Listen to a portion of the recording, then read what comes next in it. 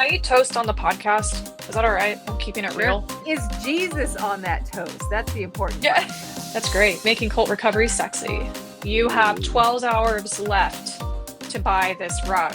If you don't buy it within 12 hours, yes, 100%. That's exactly how it works. How many people does it take to make it a cult? Bare minimum 2. Nearly 4 million U.S. adults report pivotal experiences of religious trauma or abuse. Is the thing that is so prevalent that we just give it a pass and most people aren't aware is happening to them on the everyday that keeps them controlled. You scratch my back, I'll scratch yours. And sometimes that comes from a place of being a giving person. Like if they did something nice for me, then they must be a nice person. And I feel compelled to return the nicety or the favor with my time, my energy, with my money. Being told to your core that you're not good enough, or that you're not worthy enough, or that you inherently are an abomination. That is religious trauma stuff at its finest.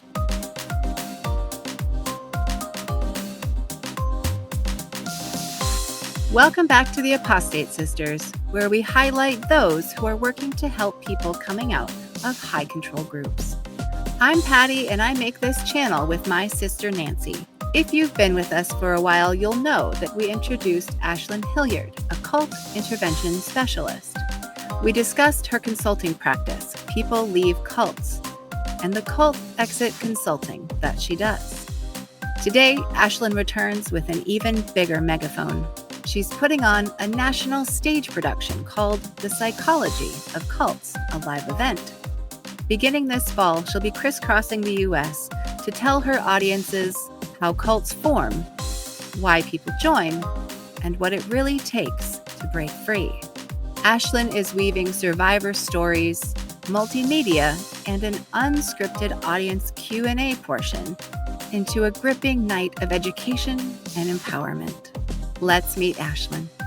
Help the sisters keep this healing content coming.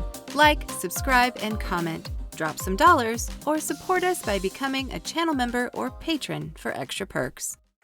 Hey, welcome, Ashlyn. Great to have you back. I'm excited to hear how things have been going, because I personally have been seeing you all over the place. You have some deal with, I believe it's at Hulu now, and you have some other projects that you're working on. So yeah, thank you for coming back. I forget when you had actually interviewed with us the first time. It's been a hot minute, but I really think it was like a year ago. Yeah, I really think it was like a year ago, which is so crazy. I had such a fun first conversation with you both. It was such a fun time.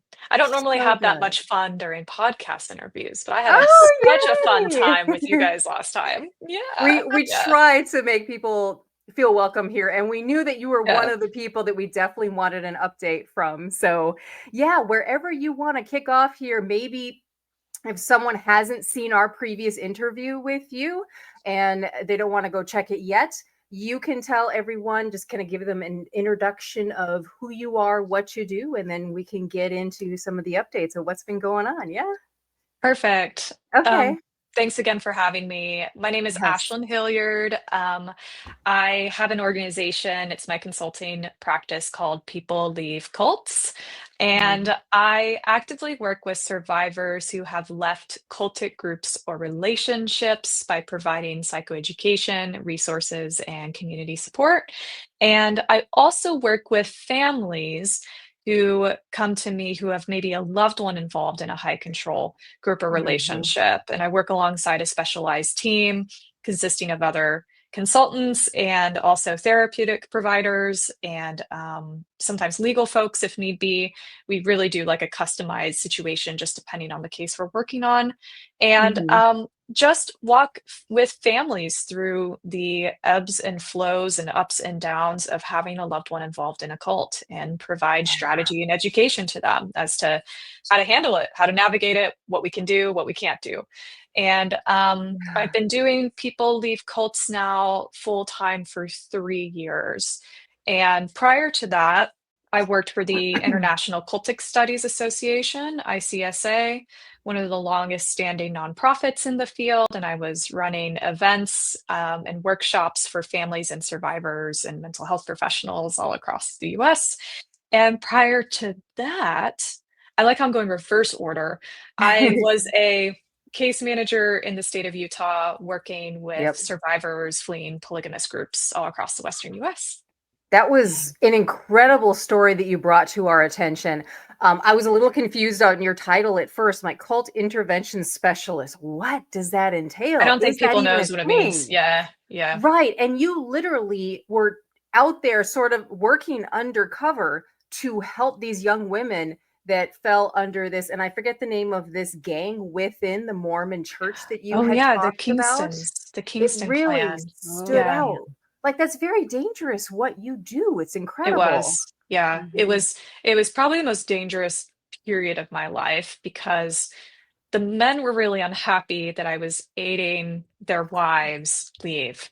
Oh, shit. Um, They lost and control. yeah, and so I would experience threats of gang violence from them and Mm, stalking, and yeah. I'd have to get my car checked for tracking devices on occasion because they were known for having those in supply and putting them on their wives' cars and all these things.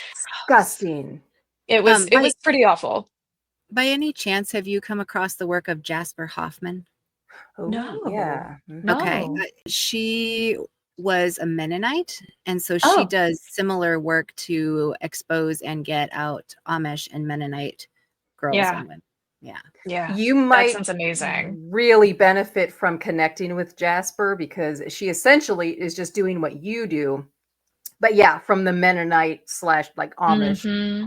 perspective. Mm-hmm. Yeah, That would I be really. think fascinating. she Yeah. does the Plain People's podcast. Oh, cool. I'll write it Yeah, down yeah. because that And sounds very interesting. she's been doing the speaking circuit at a bunch of the, like atheist secular conventions. Yeah, Mm-hmm. we've seen her speak in person a couple of times now, and she's just very impactful and sounds very much like your story. In I fact, know, I think I of you every mentioned time. I mentioned Ashlyn. Like the moment I heard Jasper's story, I was like, I'm thinking of Ashlyn right now. This is the Yeah. Absolutely. same thing, but from the Yeah. Mennonites. Yeah. Wow. That's so Yeah, interesting. I will definitely connect with them. That sounds super Yeah. cool. great. Yeah. Great. A Yeah. huge bust about to take place because of this sort of underground trafficking that operates within the Mm. Mennonite and Amish communities. And they have a lot more money than people think they do. And they're in cahoots with the local police. It's Yeah. disgusting. Yeah. Yeah. There was Yeah. a study that came out, I think it was a couple of years ago now, about how underreported sexual abuse was within these communities, within the Absolutely. Yes. Amish communities in Absolutely. Yeah. particular. That was pretty eye-opening. Yeah. Yeah. Yeah. She's been pivotal to exposing a lot of that. It's terrible. Ugh. Because Yeah. people are so scared to say things about it. I know you've come in direct contact with Hmm. this. They don't know who to go to, right? Like who can these people actually trust, Well, right? yeah, and they instill fear that if you do, I know with like within polygamous groups, they instill the sort of fear that if you flee or you go to the police, you go to social services, because polygamy is illegal, that's since changed. But because polygamy is illegal, then they will take your kids for just saying that you're a polygamist needing help. And so the women were oftentimes Ah, that was like the means used for control to keep them from like disclosing their relationship Yeah. status and their culture. And it works. Um, It works. yes, wow. yes. Now, obviously, you're someone who sees these things not just in the context of the single groups you're working with, but you see it as like a pattern of how high control groups and relationships operate. And so Mm. you've taken your knowledge even away from just this, like the consulting aspect, and you've taken this to like the national stage, both on television and now live. So I wondered if you could tell us, like, since People Leave Cults and the Not Alone conference that we went Hmm. to with you here Yeah, in Portland, like, where else have you taken this? What have you yeah. been doing for the last year? So many things. I Yeah. know. I I never expected that I would be presented with the opportunities that I've been presented with. And I am incredibly grateful for that. And I also want to really use that exposure responsibly. to like really responsibly reflect survivor stories, the accuracy of this stuff, the science behind this stuff, and just have a really trauma-informed approach to it, and really shed light on the situation with empathy and compassion, and teach people to also have that same amount of empathy and compassion for survivor stories, because I think there's still so much stigma wrapped into what cults are, and I am too smart to end up in one, or I could never fall for such a thing. And Such a good point. and so many people still have that mindset, and so I'm really excited for the opportunity to really find ways to challenge their thinking on that. There's a whole thing that's just happening. It just got announced. I will be hitting the national tour circuit for the first time ever. I will be performing in performing arts theaters all across the East Coast and Midwest this October.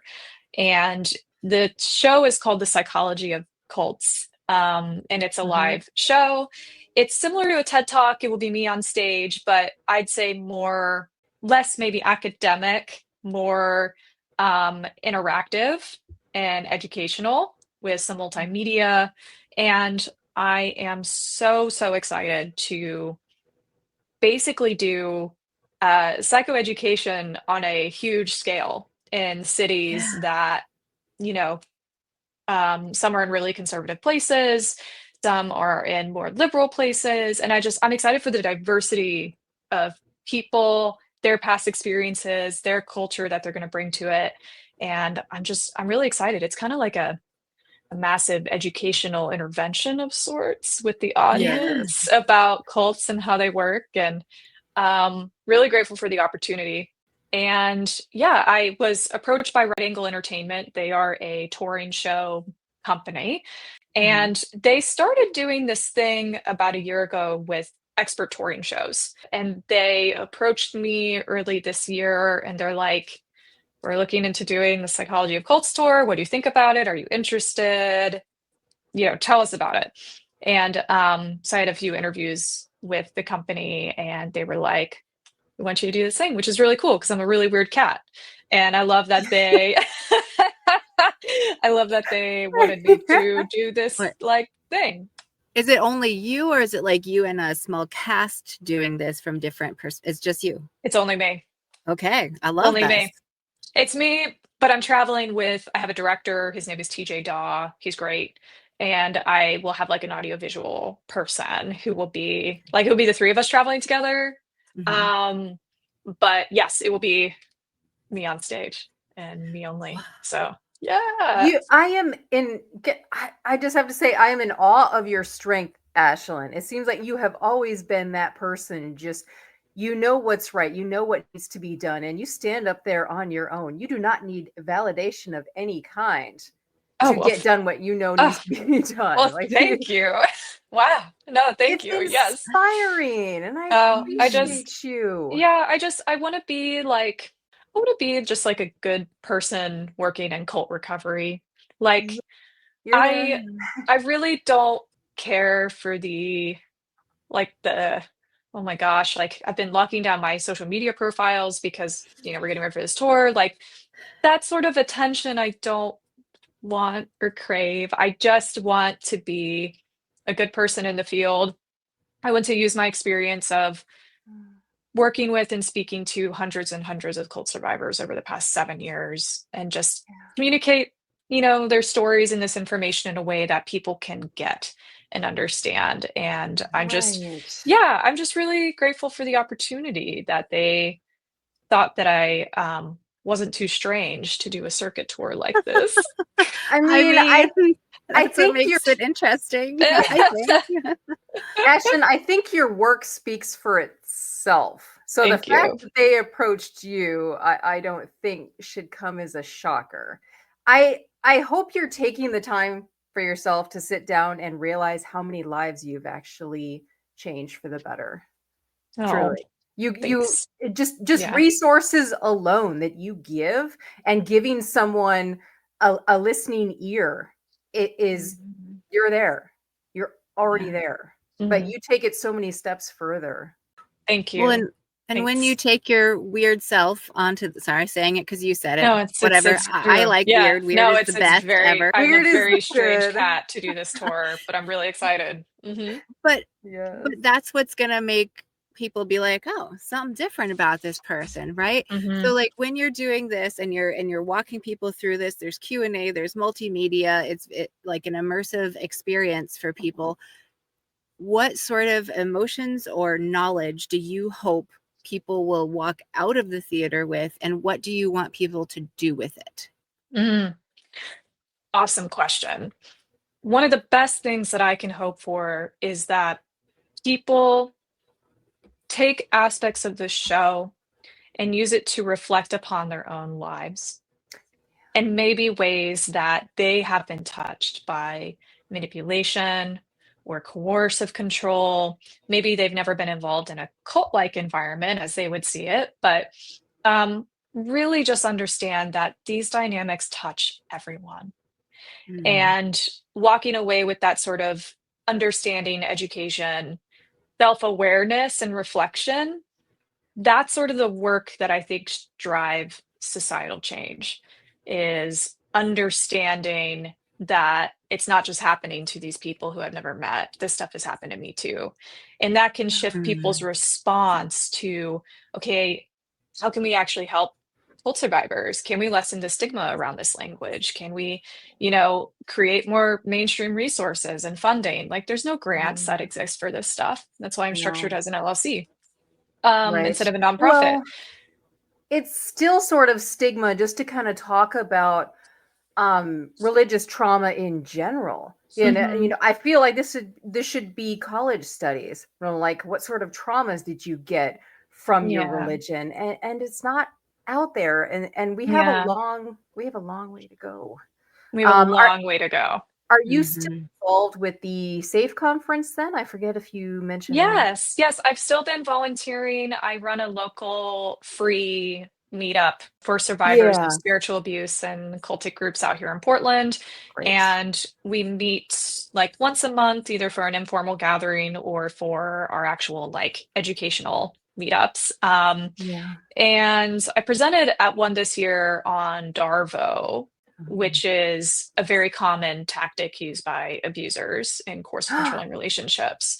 It is a Oh. tactic used by abusive people to gaslight the victim and making them feel like, oh my gosh, well, am I the crazy one? We've all kind of had that feeling in manipulative relationships. So, Yes. Darvo, I was giving the audience and survivors in the room like case examples. This is how it can look like in politics, in religious groups, and one-on-one relationships. Like, let's take as many examples as we can. And yeah, it's going great out here. We have a such a large, thriving community of like survivors in Portland, and um, yeah, I just volunteer my time to do it. I've been doing it for like 5 years now, helping organize SAFE. I built the website. I like run the website, and occasionally we Mhm. organize a conference. And yeah, so that's just something. It's part of my like being an intervention specialist under the ethical guidelines that we adhere to. um, Part of it is that we do volunteer work. That is part of our ethical guidelines for cult intervention specialists, thought reform specialists, is that we volunteer to make this information accessible to people who can't afford our services. And so Mm. this is part of me doing the accessibility work, I guess you could say. So Yeah, that's great.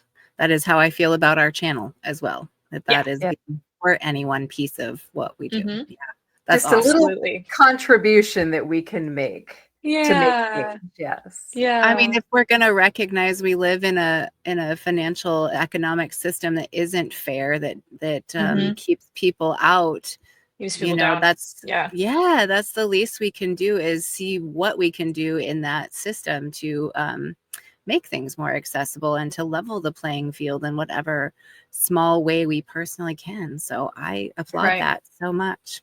Yeah, it's amazing. But yeah, I have this tour. It's happening in October. I'll be in like all over. If you go to my website, there's a link for the tour. I also sent you a link, but you can see like which cities I'll be in, how to buy tickets.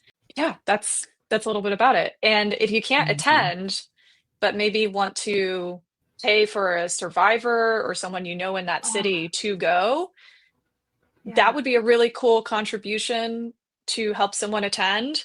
Um, Email me. I think that's probably the easiest way. Let me know what city you're in, and that would be an awesome way to give back if you cannot physically attend or you're not in the right city or things like that. Um, that would be pretty sweet, actually. Yeah.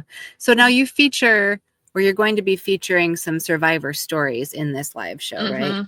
Hmm. Hmm. Um, how did you decide on the ones that you would feature? Like, what was the purpose in bringing Mm, those forward?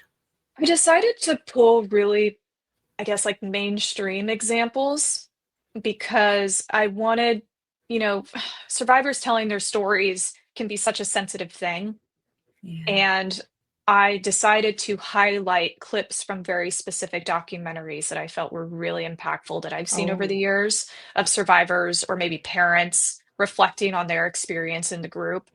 Um, because these little like short clips, you know, they've been on streaming channels for a while now. They agreed to do a documentary, so they were okay with, this being widely distributed. And so I decided to go with like pretty mainstream survivor stories and features, but I'm selecting clips that I have found for me have been the most impactful for people to see and highlights so much of like the survivor experience or the parents' experience of raising a kid in a high control group. Oh. yeah. Yeah. Now, when you say mainstream, are you looking at that to indicate that you're not choosing the most extreme cases because you are wanting people to be able to see these things happen in a more like almost mundane, everyday kind of way, just to highlight, you know what I'm saying? Like, I'm doing a little bit of both. So I'm okay. pulling from, because some people who attend the show, they're going to see cults as just something like Nixium, which is a very extreme version of what a cult can look like and be, obviously. Okay. Mhm. And so I want to use some of these examples that maybe they're familiar with, but also bring in this is how this can also look in everyday life. Okay. Um, so a little bit of both. Yeah. Yeah. Yes, that makes sense. Yeah. I find that resonates really well for me because I Hmm. think, Yeah. there's something about the extreme that of course has us all like, can't look away from a train wreck kind of thing, and there's Yeah. something weird that draws us to it. And yet when we see only extreme, it's so easy to be like, well, I've never experienced anything like that. And 100%. yet Yeah. when Mhm. yeah, the extreme can kind of highlight the tactics, I think. But yeah, I Mhm. appreciate so much that you're doing that bridge work of connecting to how those things Yeah.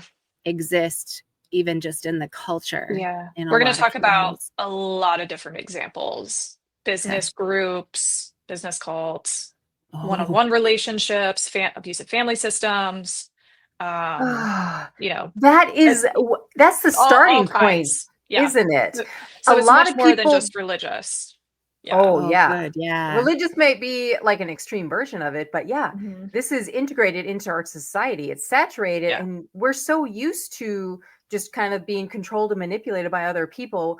Sometimes we don't even recognize when it's happening. And I love that you Yeah. zero in on that, Ashlyn, and help people understand and be like, what is being done to you is not okay. And here's Yeah. why. And here's Yeah. some resources and how I can help you get out of that situation. Hmm. It's an Mm. incredible process that you're going through Hmm. here. Yeah. I'm Very I'm needed. just I feel so excited and so lucky Oh, to be able to do this and just really humbled by it, to be Yeah. honest. Yeah, just I really humbled by know. it because you I just came just, from our oh my God, soul. it actually does the thing. Look at that. Yeah, yeah. Because yeah, of course I'm nervous because I want to do it justice and there's so much that I want to talk about, but we won't even get to within the time limit. You know what I mean? It's like Right. the first hour of Yeah. the show is like me giving some education. The last bit of the show, last hour is audience Q&A, which I'm really excited about that. Um, Yeah. but there's so much that I want to talk about that I know we won't even get there. There's so much meat to this stuff. But I'm really looking forward to it. I'm nervous as can be. Obviously, this is never something I would have imagined doing, but I love public speaking. Like I've It's done good. presentations and things, but nothing. with this level of memorization in a performing arts theater venue. So Yeah. Ooh, I know that would have me all so anxious. I can't even. Yeah. So good Next on you. step. Next step. Well, okay. You're just moving up in the world. So I'm thinking about particular tactics that you're kind Yeah. of exposing on the extreme and then showing them in the mundane. You know, things like Mhm. love bombing and being isolated, or like thought Sure. stopping techniques, right? Yeah. So of those or something else, what do you think is the thing that is so prevalent that we just give it a pass and most people aren't aware is happening to them on the everyday that keeps them controlled? Ooh, that's an awesome question. Big question. We're asking the hard questions. Yeah, sorry. Yeah. I would say how easily we are prone to suggestibility and influence in the everyday. hmm Yes. In what aspects? I think of Robert Cialdini's The Science Behind Persuasion and Influence in his 7 principles that he studied over time. And this stuff is actually verified by neuroscience.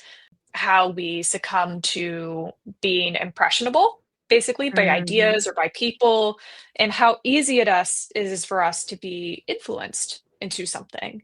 Obviously, that can be somewhat benign, but that can also be very dangerous. And Yeah. I think about, even with what I know about influence and cultic behavior and things, I fell for a scam back in like January online. I bought a $10 rug that was pitched to me, and I was like, oh my God, I need a $10 rug. A $10 rug sounds too good to be true. It was.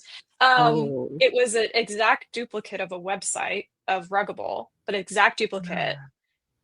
And I didn't know until the checkout process that it was a scam.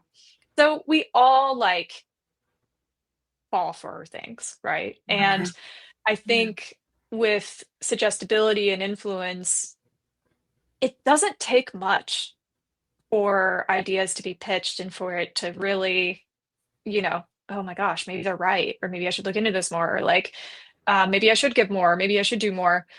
And that can really be manipulated in certain contexts, for sure. What do you think is the trigger? Like what's a person trying to do? Like in your case, it was, hey, good deal on a rug.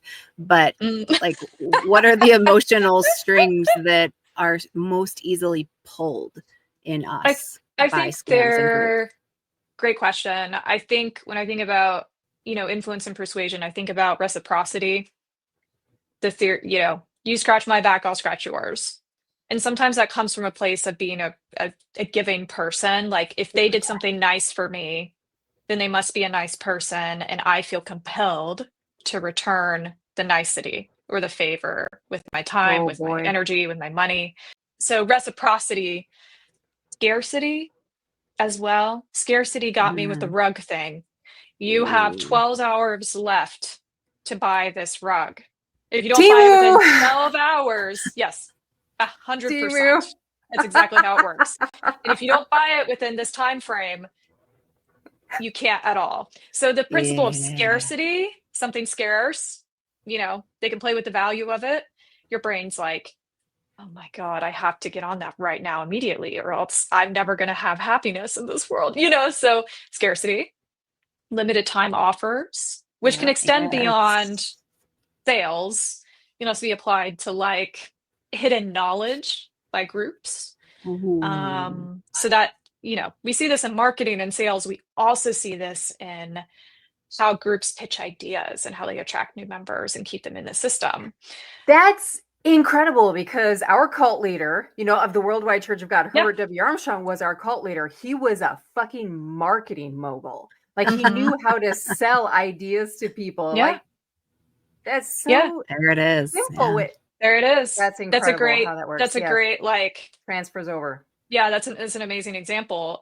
Certainly. And this stuff is documented. It's not hard to do. You remember, you go to Olive Garden. I've been in Olive Garden like 10 years, what feels like. You go to an Olive Garden, and when the server comes by and leaves the check, they always leave one of those Andes mints that are really delicious. You know, the mint ones that are covered in chocolate. Yes. I know. I look forward to those. Yes. Yeah. People are more likely to tip more when they are gifted a mint.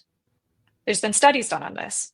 It's reciprocity. You scratch So my it's back, not I scratch just yours. bigger tits. Okay. Yeah.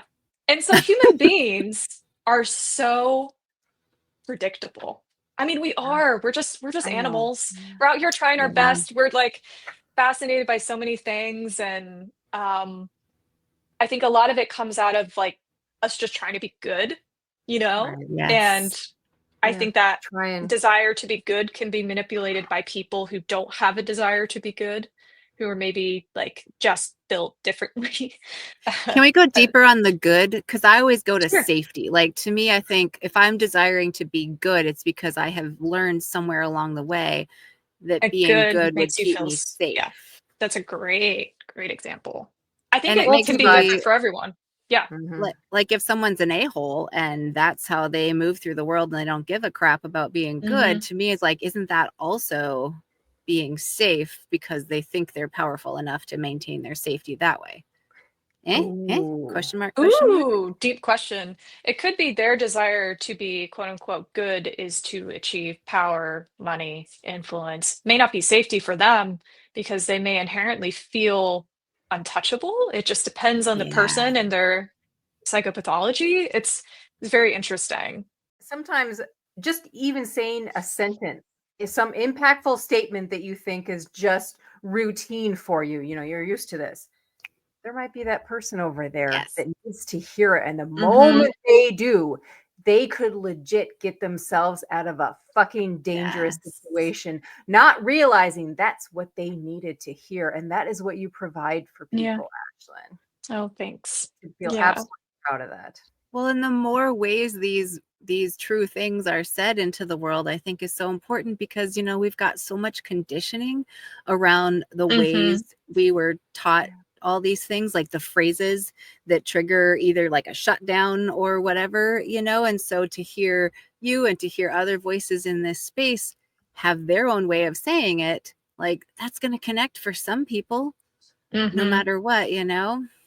Yeah. So it's so valuable. And I have to tell myself this too, but I'll say to you, like, oh my gosh, don't stop and don't ever keep think it's not going. valuable. Cause Thanks. yeah, I'll very keep important. I'll keep going. I'll keep doing the thing. I just feel really lucky. Really nervous, but really lucky. I'll make it Well, through nervous one way is or another. normal. Yeah. Yeah. So through the work you have already done up to now, and especially going forward as you do this like extra big, harder thing of being live on stage, how do you hold space and protect your own emotions as you're, you know, because you're dealing with like the hardest stuff that people go through? Great question. I, I love doing the education, to be honest. That's like where I really thrive is like, I love teaching people this stuff. And I find that I'm less likely to be, I guess, like activated or triggered myself because some of this stuff hits close to home, like it does for a lot of people, right? When I'm doing the education, it's easier for me to like separate my own experiences in this world with the content in the education to a degree than doing intervention work. Intervention work is much more, I need serious time to decompress from mental health support. Working with families can be really tough, really activating, and also really rewarding. So the education component, doing a live tour, it's not so much, I think, me getting activated from the content. I think it's just me managing my own anxieties surrounding being perfect or delivering a perfect thing or, thinking about worst case scenario, like what if I vomit on stage because I'm so anxious? That's my brain goes to worst case scenarios. And it's like, no, you're going to be Can fine. I just say, I kind of think that is a biological female thing as well. I really think it is. Yeah. We are really always thinking Yeah. the worst case scenario. I swear to Yeah. fucking, I have had thoughts in my head that probably shouldn't be there. Like if someone walks out the door, just go to the store or something, Mm-hmm. like, oh, my husband's just going to go do a thing. Why in the fuck does my brain say, like, oh, here's all the things you need to do if he gets in an accident and he doesn't return? Like, why am I thinking about that? Why? Don't you think Is we're it socialized that way? We're self-preservation or something? Self-preservation. It could also be like I have ADHD, and so sometimes I get Same. in rumination mode, and sometimes like I get intrusive thoughts when I'm like pushed to do a thing. But I think I've done so much hard stuff in my life. I'm choosing to believe that this will be a really fun experience more than an anxiety-driven one. Like I'm really excited to like hit the Should road and have be. fun with it. Yeah. Yeah. You were primed to do this. Mind over matter. Mind over Yeah. matter. Yeah. Yes. This is making me think of My Little Ponies. So I remember when my kids watched My Little Ponies, that they had this word they would say. They said nervous-sided. The ponies would talk about being nervous-sided. And I have since found out that the physiological response of nervous and excited is actually the exact same fucking thing. Same. And how you decide or how you are like believing what you think about this thing you're nervous-sided about will determine if you think you're nervous or if you think you're excited. Mm-hmm. But I mean, I think it's a spectrum, right? Like 30% nervous, 70% excited or whatever, right? Yeah. But, no, I also found that out recently. And I am excited. What I'm telling my brain is the stage is a place to play in a sense. And yet I say play as if it's like a very happy-go-lucky thing, but it's actually quite like a serious thing because what I'm communicating is very serious. But I'm a very playful person inherently, and I think it helps me deal with the really hard stuff. And so, and I also hope that it would make me relatable to people because I'm very silly. Good. I think people need that too, to Yeah. a little bit of release from everything being so serious too. And I'm sorry, I'm having a little bit of flashback to yesterday, Ash, and we just interviewed a kink and BDSM coach, and she was also using the term play. And that went, my mind went there. I'm like, oh, play. Okay. Okay, it's different now. We're talking to Ashlyn. Okay. That's amazing. Yes. That's amazing. But she talks about like, healing religious trauma through kinks. And there's been a lot of it's stuff. Incredible.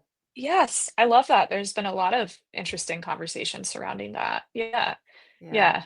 That's great. Making cult recovery sexy.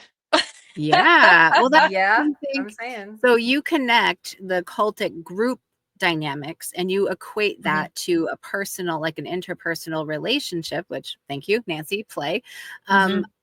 What specific things do you do to bridge that, to show those same tactics, not only from the group, but in a one-on-one or, personal, really good question, relationship? I think it starts with people understanding how cults can be defined. How many people does it take to make up a cult? Bare minimum 2. Okay. You can have a cultic relationship of 1, and you could be in a relationship with someone who is sort of a cult leader or is a, narcissistic individual who's very abusive towards you, and they hold all the power and control, and you are in this position where you are being abused. And so it can only take 2 people to make up a cult because of that. And also, we think about abusive family systems and how if there's an abuser in the family, the way in which the family is run and controlled, that can mirror how cults are. It can mirror exactly. You may have a father figure or mother figure who is an incredibly narcissistic, abusive individual that controls and isolates family members and the narrative and power and control and all of this stuff that we see in cultic groups as well. What does that look like in the one-on-one or the, the father figure that's abusive? Like, what are the, in the moment tactics that someone, like phrases or activities that someone might go, oh, that has been happening to me? Well, I think of domestic violence relationships in sort of extreme forms that can feel like being in a relationship with a cult leader. When there's that much power and control and humiliation and all of that exerted over that person, those means of coercive control in a one-on-one dynamic with a spouse or a partner or a significant other or a parent, if you're a child, can be very cultic in nature. And one of the most common tactics is isolation that, domestic violence relationships contain. Is there is isolation from seeking help or relationship from outside friends or family, sometimes siblings. There's that much exerted control, as well as something that is common within abusive family systems and cults and domestic violence relationships is disempowerment. Disempowerment is such a How does that big happen? aspect. How would someone actually isolate and disempower? Great question. So I think of the definition of coercive controlling behavior itself, and that is exerted patterns that are intentionally inflicted over a period of time used to shame, humiliate, or subjugate an individual so that you can ultimately control their outcomes and remove their autonomy. So it's the removal of autonomy that's huge. It can look like financially, you have no control over your finances. It could look like spiritually, they make all the decisions about what you can and cannot do or worship or believe. It can look like emotionally, there's emotional humiliation in public of you. There's emotional abuse, there's shaming. Physically, that can look like acts of violence. There's just a whole range. Yeah. Okay. So keeping them from participating in the life things that they want to do. Right. Just shaping their life for them. Yeah, shaping their life for them, removing their own autonomy, them feeling like they have to be a certain way to stay within someone's good graces, or else they feel very real consequences from somebody. So like a withdrawal of approval. Yeah, I think sometimes what happens is like when you think of trauma coerced attachment, trauma bonding, that happens within cults and also within one-on-one dynamics is it kind of goes back to this question of safety, like what you mentioned, Patty, is like originally when you meet that person, they offer you something good. They offer you a feeling of being loved or feeling safe. It could be financial protection, it could be so many things. But person A feels like person B is safe. The problem then becomes when your greatest source of safety simultaneously becomes your greatest source of threat. Ooh. And it confuses your brain and it turns into trauma coerced attachment. So you're used to going to a person who's safe, back and forth, back and forth. And then when that person then does something really abusive towards you, it leaves you confused. Can I go to this person? But they've also cut off all my sources of outside help. So then you're like forced to keep going back to that person over time, over time, over time. And it creates a trauma coerced attachment relationship. And that obviously can be broken. People leave, but it's why people in domestic violence relationships, it takes many, many, many times for people to truly break through and leave. Oh my gosh. So it leaves you in a state of dependency upon the abuser, even though you don't want to go to them anymore. Oof. Okay. This is heartbreaking, but that's an incredible way that you word that. I hope it was helpful. Yeah. It is. I'm very curious with the people that you connect with that are in either cultic situations or the domestic situations, what percentage includes the physical violence? Because I think as a society, we're very like we hone in on that, like that it's obvious abuse to us. But I feel like the rest of it exists in sort of a murky space for the average person. So like how many of those situations do you see that have domestic, like the actual violence piece, and how many don't? And they're sort of operating at this lower perception level that's emotional. Yeah, every group is so different. Every case I get is so different. I would say though, overall, most of the cases that I have been presented with have dealt more so with religious trauma, spiritual abuse, emotional abuse, psychological manipulation realm. There are cases, certainly, that I've been presented with where there is very real physical abuse that happens in a relationship or in a group. But I don't think that's the thing that can make cults so sinister, is it's not so obvious. And when people Yeah. see marks and bruises and feel, physical pain, that can be very obvious that something is wrong here. Mhm. But it's more of the manipulation, gaslighting, that sort of stuff that I think leaves people a little bit confused on, is this Mhm. abusive? Is it not? Um, yeah. Right. So how do you see what you're doing then as like raising the awareness of that version of manipulation? I think what I want to do ultimately with the show is illustrate all the different ways that this stuff can look like. Give very Oh, tangible, real good. life examples, like of how this can look, how this new idea can be sold to someone, how over a period of time that turns into something very different. Why does that then make it hard for someone to leave, and what it takes to actually leave that system? So I want to really illustrate through lots of different examples all the ways that this stuff can look, so that it's not so mysterious to people. Because I think a lot of this stuff is very mysterious to people, but we have some pretty solid scientific explanations, which is cool.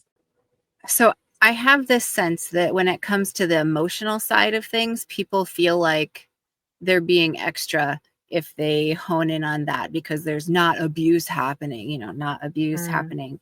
So what would you say to someone who's kind of like, well, no, but it's fine. I mean, they're not hitting me. And like, how do you empower someone in that? I mean, maybe this is sort of the same question, but how do you empower someone who has a hard time seeing that what they're going through in that cultic environment, whatever it is, does rise to that same level, even without the black eye? Yeah. It, Yeah, it's a comparison. yeah. Yeah. We put it on this hierarchy, and I feel like you're trying to like show Hmm. how important our psychological wellness is as well. But like how, yeah, is it the examples or like what is it that you really want to drive Well, home for people? it certainly doesn't take an act of violence, physical violence, I should say, in Mhm. order for someone to develop PTSD. It can be religious trauma, it could be emotional trauma, um, and that can leave someone with feelings and questions surrounding their identity, low self-esteem. For some people, it's like they may develop an eating disorder, they Mm. may experience depression, they may experience anxiety, sense of hopelessness. Can I actually trust anybody again? And those effects are very real and just as dangerous in some ways as someone who's being physically abused. And I think of, I came across the quote the other day from Marlene Winnell. She's the one who coined sort of the religious Yeah. trauma. There was like a news article, and it was talking about how religious trauma, it's still plaguing, especially LGBTQ Oh, plus big time, yeah. Americans, yeah, as well as Mhm. people who aren't in that community, right? But she was quoting the article saying something to the effect of how religious trauma is akin to rape of the soul. Oh, And I felt like that was ooh. really, really interesting, the way that she phrased that. Being told to your core that you're not good enough, or that you're not worthy enough, or that you inherently are an abomination for being Ugh, XYZ. That religious is trauma. religious trauma Yeah. stuff at its finest. But I think it's a helpful way to look at, the lasting impacts of emotional trauma, religious trauma can be as lasting as experiencing physical abuse and violence. Right. I think a lot of, especially young women, convince themselves to be like, oh, well, this person over here had it so much worse. She went through all this sexual abuse and this nasty Mhm. stuff. And I'm like, I really didn't have it that bad. So I'm just Yeah, not going to talk about it. I'm going to take it for what it is because I had this. Or yeah, some people just say, oh, they think they're the only person and they're just kind of embarrassed about that. They're kind of ashamed yeah. about that. And so they don't say anything at that point, not realizing so many other people are going through the exact same thing. Hmm. Yeah, and comparing our trauma to someone else's trauma, that's Yes. that's something that I think we all maybe subconsciously do, but it's not always helpful. Well, Trauma is trauma. Patty and I did the same thing when we started our channel too. Yeah, We're just like, do it's people even natural. give a shit what we have to say? Because we didn't go through a lot of the things that other people that may have grown up in a cult went through. But yet, the more we talked about it, we realized, oh no, this is actually bigger than we thought it was. Hmm. It's those layers that you talk about that remain much more hidden than just seeing a bruise on someone. Yeah. It's kind of like the unseen nature of it. I know there's a lot of discussion around this in disability culture for people who are disabled. Some people have very obvious disabilities, being in a wheelchair, for example, but a lot of people deal with unseen disabilities, and that can leave them feeling very isolated and alone. And same could be said, although different subject matter, with religious trauma or with emotional trauma, with those who've actually had physical violence. You're very on trend right now, like you're doing what you're doing and you arrived at it very organically, but I think there is a larger conversation happening across our Hmm. society, especially as we're seeing, like it's a little tongue in cheek, but people will talk about the MAGA cult, Hmm. and the way that our thinking was so easily swayed into a direction that wasn't healthy. And so what do you see as trending things kind of in this space that you see, society having conversations about that you're a part of here? Well, I think certainly the question of MAGA political questions, that could be its own topic, right? That could Yeah, be its own of course. like podcast. But there is, I think, a lot of conversation surrounding. I mean, it was interesting that last year or the year before, it was like gaslighting was one of the most looked up words in the dictionary. It Not was like the Oh, very dictionary. popular for a Yeah, while. it was like very, very Yes. popular. And I think, yeah, popular. But I think a lot of people are like, yeah, I think a lot of people are like starting to understand how maybe they themselves are being touched by it, whereas before they may not have understood the vocabulary. And Well, that's really what I want to illustrate by the show is like, you may not have been involved in a cult or feel like you've been touched by cultic dynamics and influence, but we've all been manipulated.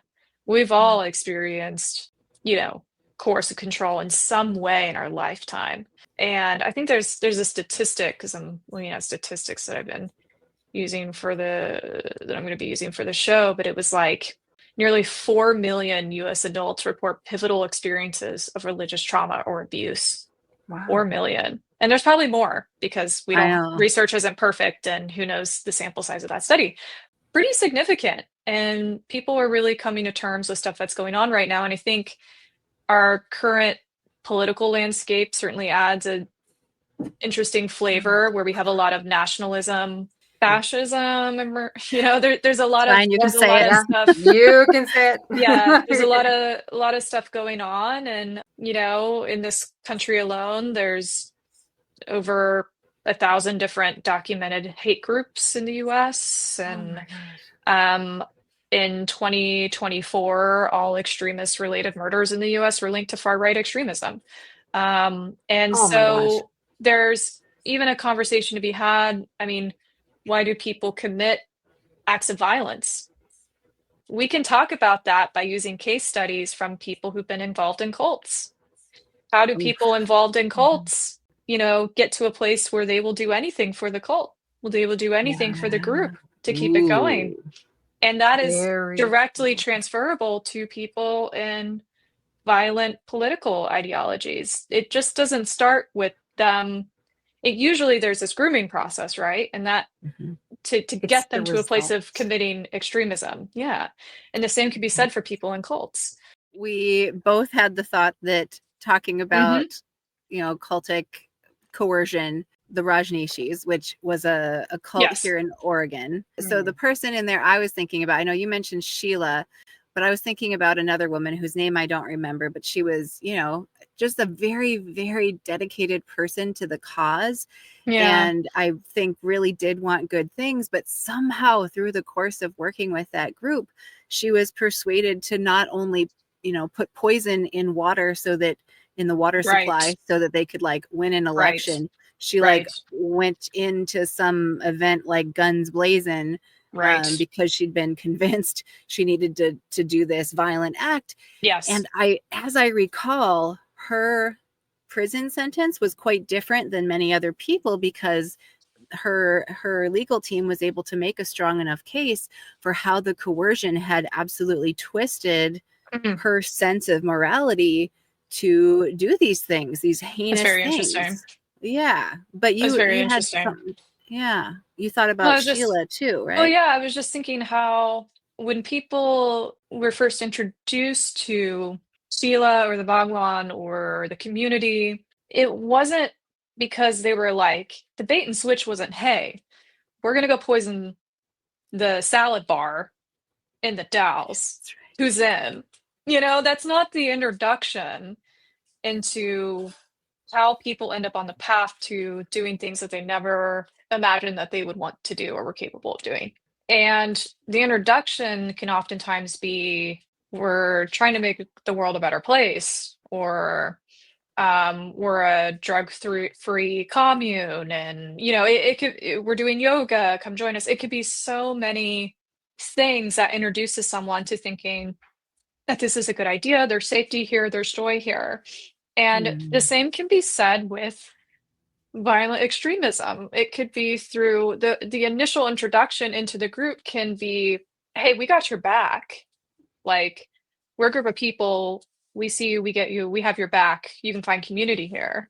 But it's not until later that they're like, oh, we have your back, but dot dot dot, you have to do this for us to prove yourself. And You have to there it commit this is. act to prove yourself. And so the same thing can happen in adults. Sure. Yeah. How does Yeah. othering figure into that?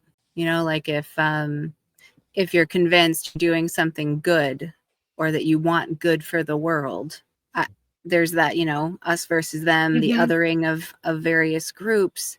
Yeah. How is that presented in a way that then is swallowed whole by the people who want good? Well, I think you're sold on the fact that it's not just that you want good in the world, but you're one of the few people who is going to do what it takes to make it happen. Oh, Like, yes. there's that attribution of you're taking the initiative to make it happen by joining our group or by doing this thing. There's this instilled sense of specialness that I think can Okay. be really, really strong and enticing. They make you feel seen for your efforts. They make you feel like you're actually making a difference. There's a lot of, people who talk about making a difference, and I think a lot of people are like searching for ways to do that, and groups can kind of capitalize on that by saying, "You're doing the thing. Like, you're truly doing the thing." So how does a person who deeply cares about seeing healthy, happy, whole people and a better world for all beings, Mhm. how does a person who cares that much also hold their space to know they're not being pulled into some bullshit nonsense like What? that? We all have beliefs about how the world works, right? Mhm. We all have our own set of what I call fundamental assumptions, um, as to why things are the way they are. And I think what cults don't allow you to do is prioritize your own health and well-being. They don't allow you to prioritize still having your autonomy in the midst of committing yourself to changing the world.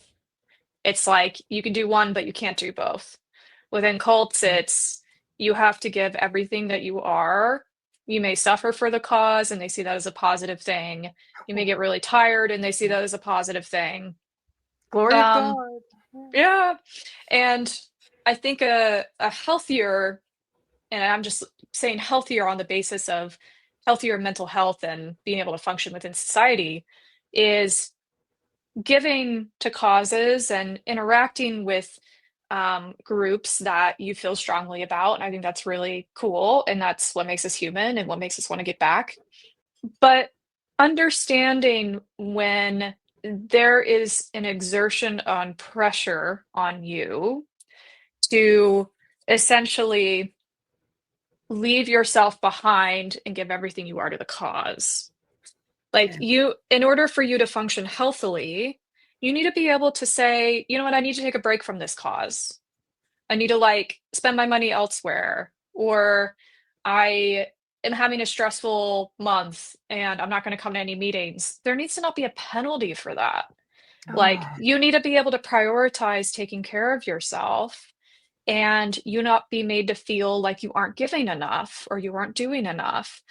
There should be this sort of, in healthy systems, there's this engagement and fluidity of how often you should be allowed to engage with any particular group or system or relationship.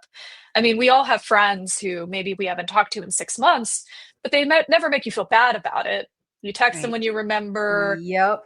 And they're like, hey, it's great to hear from you. And you can just like pick up where you left. But it's not this True friendship. Yep. How could you not talk to me for 6 months? And it's not the scathing review. That is such a good example. Oh my gosh. We all have both kinds of relationships, I think. Yeah, that's just like healthier attachment in relationships is having a fluidity. That friend doesn't expect you to come to them every single time for every single thing. Like, I would hope not. Yeah, or would hope. Yeah. Some do. But we need fluidity in relationships with our causes. If you attend church with your churches, you need to be able to recognize when you need more or less of something and hold your own boundary without them making you feel terrible for it or for asking more than you're not able to give, So that's my answer. Can you go into attachment styles a little bit? I mean, for both interpersonal and cult, and like what's healthy, what's not, a little deeper there? Well, I think attachment is, again, another one of those buzzwords because there's all kinds of attachment theories. And I'm certainly not an expert on attachment theories, but there is healthy forms of attachment. There's insecure attachment, unhealthy attachment. And then you have trauma coerced attachment, which I talked about earlier, which is the thing that makes cultic group relationships with the leader or with a one-on-one dynamic so hard to break free from. So, with healthy attachment, you have a friend, let's say, or a partner, and they have the ability to say, you know what, when you're here, or I'm sorry, if you need me, I'm here. And if you go to them, they feel very privileged that you went to them with information. They feel honored that you're in relationship with them. But they also don't mind if you have relationships outside of them. That's very healthy. We need community, and that's how we're wired. And unhealthy attachment is when you are made to feel like the only person you can go to is that person. Okay, back to isolation, really. Yeah, and then trauma coerced attachment takes it a step forward, and that's when the relationship starts off as being really safe and lovely, and then over time, they become the greatest source of threat to your own safety, and that source of dependency that has been created upon them, now it's really hard to break out of that. So there's this kind of spectrum of attachment and how that can be applied in groups and relationships. Okay. Is the coercive one a little bit like, I feel like I'm good enough if I make you happy all the time? Oh, that could certainly be in that realm. Yeah. I mean, at its extremist form, in its extreme forms, it can be Stockholm syndrome. Oh. Can you explain trauma that bonding. a little bit? Trauma bonding. It's like Stockholm syndrome is, and I can't remember the year it was created or the exact circumstances, but it's essentially you get to this place of, there's stories of I think of the Patty Hearst story. I mean, Patty Hearst was a pretty famous case of a young woman who was kidnapped by the SLA. And the SLA was a pretty radicalized group, and they, upon kidnapping her, kept her in a closet for weeks, did horrific things to her. When she came out of the closet, it was, here's your new name. We're going to give you a new name. And she, you know, it got to a point where they broke her down so much that she could not, there wasn't much left in her for resistance, right? They gave her her new name. It's just at its extreme forms how Stockholm Syndrome can look. There's been all kinds of stories of people who sort of, I don't want to say fall in love with their captors because that's not correct either, but it's like you start to see the captors as like your savior through intensive forms of coercion. And again, this is like really extreme examples, but Patty Hearst, the dark erotica genre of smut novels. Yeah, just throwing that sure. out there. Okay. Yeah. Okay. And Patty Hearst went from living this one life to she was robbing banks with the SLA, and there's pictures of her holding machine guns. Oh my God. And that happened in a very short turnaround where that sort of intensive capture, torture that was placed upon her, giving her a new name, a new identity. Okay, this is what you're going to do for us. She did it. Just she did like it that. Because she was, because she was groomed that in order to survive, she had to do what they expected of her. And I think that is something and I think that's something that we all have the potential to experience, maybe even in lesser extremes, right? That was my next question. I'm curious if you can go into if that's the extreme, what's the mundane with a similar effect, but no machine guns? Well, I think cults can make you feel like if you're not achieving the result that they promised you, then it's your fault. Oh, like having lots of money in a health and wealth church? Mm-hmm. Or like if you don't have a happy marriage, then I mean it's like because of something you're doing. And again, that's a very nuanced one because that could be torn apart a little bit from an argumentation perspective. But it's like if you are in like a church that is like, this is the path to salvation, we're the right church to do it, we're the most biblical church, but you don't feel comforted, you're maybe financially dry, it's your fault that you weren't finding ways to give more, or do more or be more. And so they sort of put the blame on you, instead of always. Yeah. And that blame is also stemming from trauma as well. Is there a way that we can prevent that kind of trauma? Because I feel like that's a top tier. That's like one of the worst when someone just kind of, sorry, I'm going to use the example of our president. Holy fuck. I'd love to hear it. Someone who legit doesn't care about a single fucking person besides himself and is just dumping his traumas on other people. Like, I feel, how can we prevent that? I think when we're in a place where we can more easily recognize how people are trying to wield their influence over us and twist how we're supposed to feel about ourselves for taking care of ourselves or prioritizing our own needs, that can help us spot red flags a lot earlier on. So it's the education you're doing. Yeah, because I think none of us are prone to meeting unhealthy people or coming into contact with maybe narcissistic people or charismatic people. None of us, that's part of life. There's a lot outside of our control, but if we're in a place where we can maybe recognize how people are taking our experiences and wielding them against us instead of finding ways to support us, or give us space and autonomy to make decisions and pull back as needed and engage as needed. Hopefully that helps people identify red flags sooner. Yeah.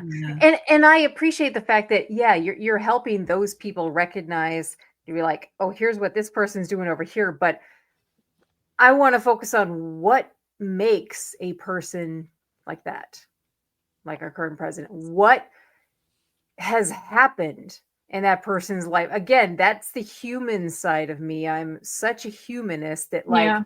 that's the problem. This is the result. We're working on fixing the result of that problem. How do we prevent that problem from starting to begin with? Is it just That's a tough question. that It's a, you it, try to well, heal people as best as possible at an early age? it's a tough question because how much of it is nature, how much of it is nurture? I know. There's Yeah. Yeah. arguments in the field like, are people actually born narcissists or are they created? Like, Right. there's all kinds of questions surrounding that, and I'm not an expert in it, but inevitably there will always be people like this who exist. I know.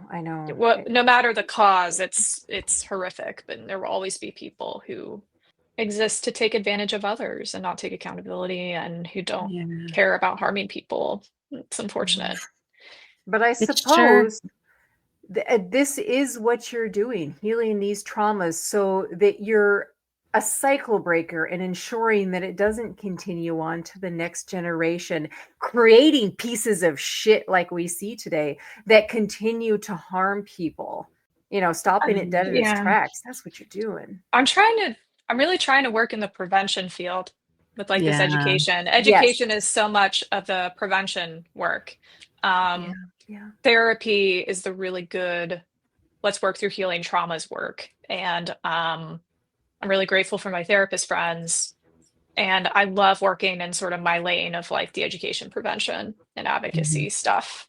Yeah. Sure.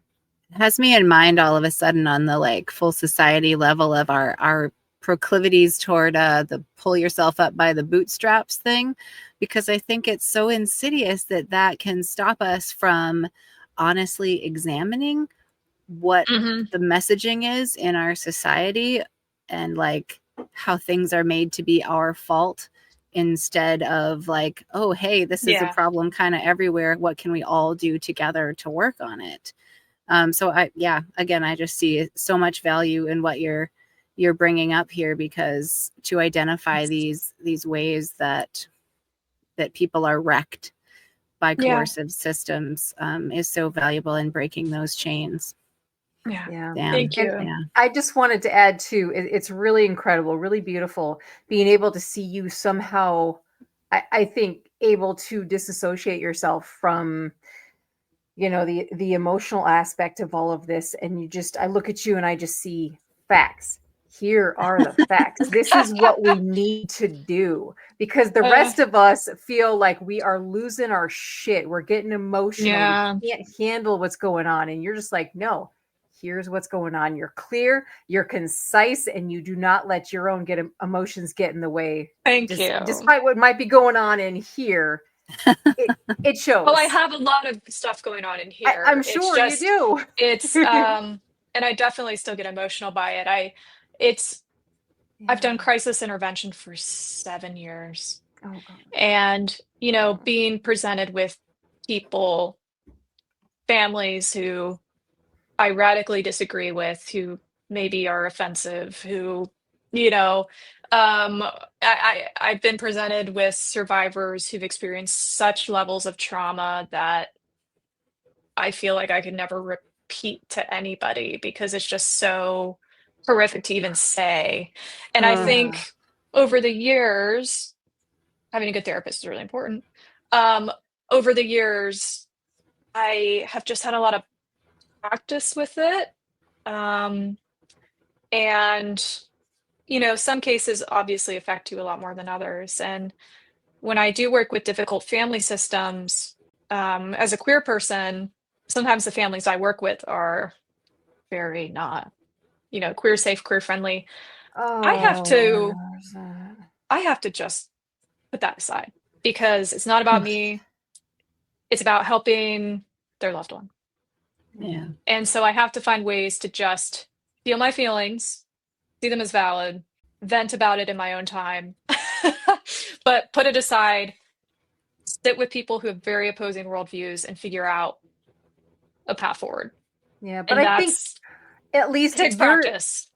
I bet it is. And we're just human after all, but I'm sure you're able to separate yourself a little bit knowing kind of where that person is coming from. Not justifying it by any means, but I totally can. You've studied this enough to know where that person's coming when they from. ended up there. Yep, that's why they're acting the way that they are. And I think we miss that piece sometimes. Most of us humans, we're reactory and not looking at the person from their point of view. Be like, why are they behaving this way? There's a reason. I have a lot of compassion for these people, as well as frustration and sometimes anger. You feel all the feelings. You feel all the feelings, but I'd rather them take it out on me. And I have had families take it out on me, and during interventions and things. I'd rather them take it out on me than do more damage to the relationship that they're trying to fix in the room. Yeah, just a lot of practice. Just a lot of practice. Yeah. Building that muscle. Mm-hmm. Wow. Yeah. Your brain is pretty ripped by now. Yeah. Ripped. It doesn't stop. Send help. Understandable. Wow. Incredible, Ashlyn. You're incredible. Thank you. Thank you. Well, I think you have a couple of your top fans here with you. I think Nancy and I are like on Team Ashlyn all the way. I'm planning on, they're looking into doing a Portland home show. Yeah, I love that. We're looking into doing a Portland home show. Probably at the end of tour, maybe sometime in November. So good. I will keep you guys posted. All right. Portland home show. Catch a flight to go see my where do you sister. live again, Nancy? I'm in Illinois, Champaign, just a couple hours from Chicago. But I'm just a plane ride away from Portland. And it's amazing. I will be in Chicago for the tour. I will be at I think it's called the City Winery in Chicago. I don't know what venue that is. I think it's a winery. Oh my fucking God. Nancy's excited. Nancy, are you there? And wine. I'm 2 hours away from Chicago. What a fun combination. Ashland and wine. What a fun combination. Keep me posted. So, Ashlyn, is there anything else that we haven't covered that you'd like to share? And if not, I'd love to have all of the info again. I don't think so. I think I had a show come out on Hulu called How I Escaped My Cult. I was in 3 episodes on that, and that was an amazing experience. Oh, yes. I was telling survivor stories from groups that I had never heard of before. So it was educational for me as well. It was really cool. And I do have a thing that will be coming out on HBO super soon. I don't HBO now. Yeah, HBO now. I don't have the title. I don't have the info because I can't share it until it's out. Okay. Understandable. I've been sworn to silence. But that's going to be a really cool project. A tough watch, to be honest, but working with HBO was one of the coolest things I've ever done. That was a really cool experience. So I'll let you guys know when that drops, hopefully in the next couple of months. They're getting really close to getting an air date. Find me at peopleleavecults.com. You can shoot me an email at info@peopleleavecults.com. And if you're able to afford attending a show, I would love to see anybody there. That would be really cool. Chicago, baby. Let's I'm hoping do it. to make some merch. Like there you go. There you go. Some cute little merch. People Leave Cults merch that people can wear. And spread around cities and stuff. So yeah. We'll wear and make t-shirts. We'll wear it on the show.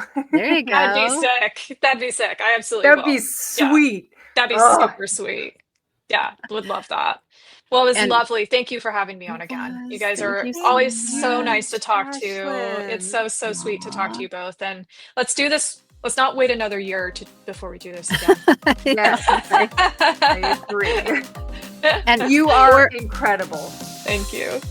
For our audience, all of the things that we've talked about with Ashlyn, all the links will be in the description. So check her out there. Thanks, you guys. All right. Bye, Ashlyn. Yeah. We love you. Bye. Love you too. So good to see you. Bye. Bye. Bye.